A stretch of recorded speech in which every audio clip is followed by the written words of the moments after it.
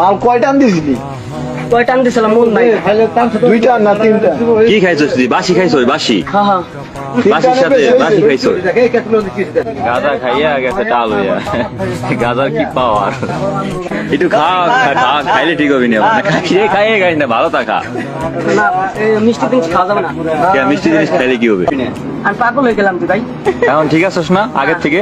না। চাটনি খাওয়ার পরও ঠিক হয় নাই? না না চাটনি আন ভাই।